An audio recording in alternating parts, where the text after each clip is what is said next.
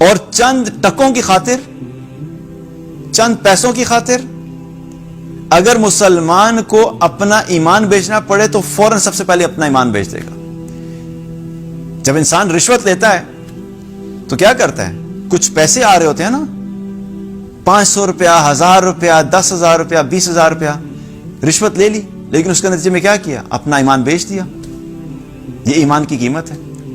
اور اس سے یہ بھی اندازہ ہوتا ہے کہ جو شخص 500 کی خاطر اپنا ایمان بیچ رہے تو اس کا مطلب ہے کہ اس کے پاس واقعی ایمان ہے ہی نہیں ہے، جو کہ اس کی قیمت وہ 500 لگا رہا ہے۔ ایسے شخص کے دل کے اندر ایمان ہے ہی نہیں، ظاہری بات ہے وہ یہ قیمت لگا رہا ہے۔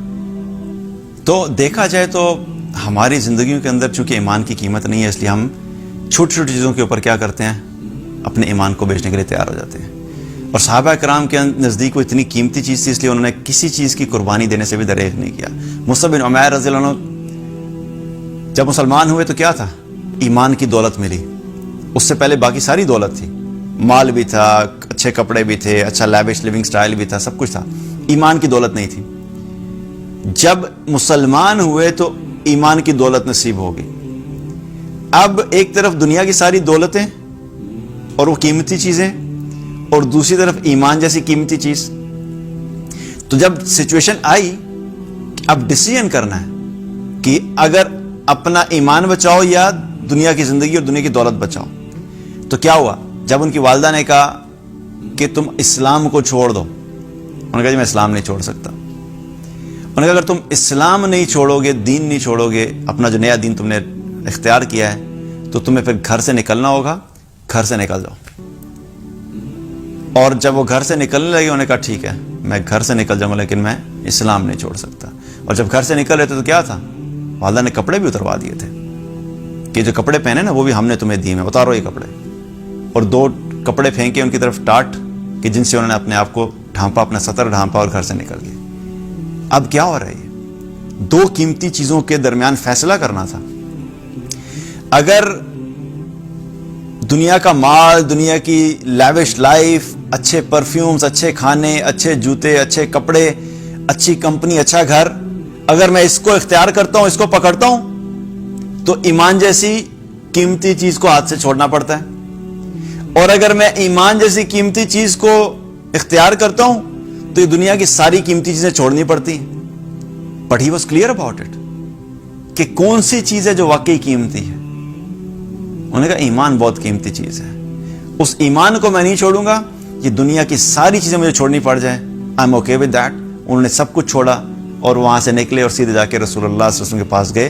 اور اس کے بعد کیا ہوا کہ مدینہ میں جا کے دین کی دعوت کا کام کرتے رہے، اور پھر بالآخر کیا ہوا کہ غزوہ احد کے اندر جا کے شہادت ملی۔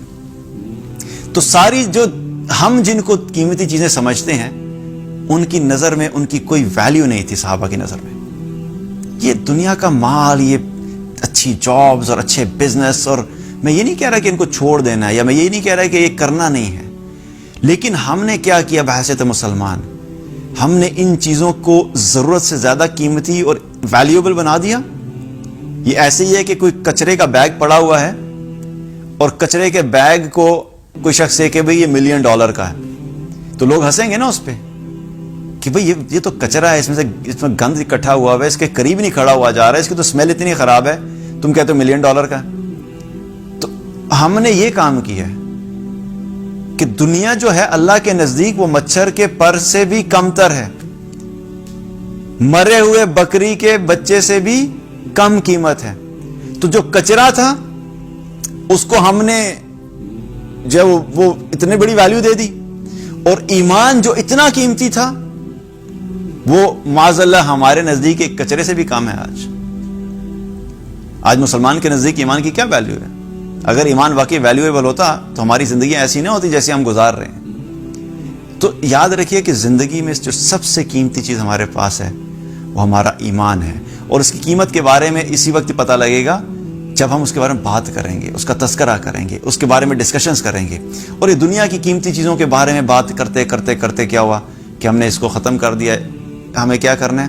یہ دنیا والی جو باتیں ہیں ان کو کم کریں، دنیا